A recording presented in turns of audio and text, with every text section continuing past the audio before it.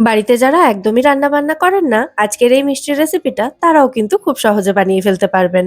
আর এক্কেবারে বাড়িতে থাকা সাধারণ কিছু উপকরণ দিয়ে তৈরি মিষ্টিটা।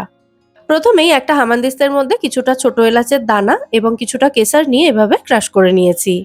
এরপর ওই একই হামানদিস্তাতে কিছুটা পেস্তা বাদাম আর কিছুটা কাজু বাদাম এক এক করে ক্রাশ করে নেব। মানে একটু আধ ভাঙা টাইপের করে নেব। এর সাথেই কিছুটা শুকনো গোলাপের পাপড়ি নিয়েছি, তো সবকিছু একটা প্লেটের মধ্যে গুছিয়ে রাখলাম। এরপর একটা বড় বাটিতে 50 গ্রাম পনির গ্রেট করে নিয়েছি।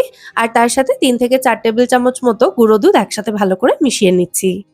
এরপর এর মধ্যে আগে যে প্লেটে সমস্ত কিছু রেডি করেছিলাম তার মধ্যে থেকে অল্প অল্প করে সবকিছু দিয়েছি, তার সাথে মিষ্টত্বের জন্য দিয়েছি কনডেন্স মিল্ক। ভালো করে মিশিয়ে নিয়েছি, ফিলিংটা রেডি হয়ে গেছে। এবার একটা পাউরুটির স্লাইস নিয়ে সাইডগুলো কেটে বাদ দিয়ে একটু বেলে নিয়েছি যাতে চ্যাপ্টা হয়ে যায়। তারপর ওই যে ফিলিংটা রেডি করেছিলাম সেটা একটা সাইডে দিয়ে পাউরুটিটা এভাবে রোল করে নিয়েছি। বাটিতে যেটুকু মিষ্টির ফিলিং বেঁচে রয়েছে তার মধ্যেই দিয়ে দিলাম কিছুটা ঠান্ডা দুধ। দুধের শটটাও দিয়ে দিলাম, আর দুধটা কিন্তু ফুটিয়ে ঠান্ডা করে নেওয়া ফ্রিজে রেখে। এই মিষ্টিটা বানাতে আমি কনডেন্স মিল্ক ব্যবহার করছি, তাই দুধটাকে কিন্তু আলাদা করে আর ঘন করিনি। আপনারা যদি চিনি গুঁড়ো দিয়ে মিষ্টিটা তৈরি করেন তাহলে দুধটা একটু ফুটিয়ে ঘন করে নিতে পারেন। তো এই ঠান্ডা দুধটার মধ্যে স্বাদ অনুযায়ী কনডেন্স মিল্ক এবং আগের প্লেটে যা যা রেডি করে রেখেছিলাম সব অল্প অল্প করে দিয়ে ভালো করে মিশিয়ে নিয়েছি এবং আমাদের মালাই রেডি হয়ে গেছে।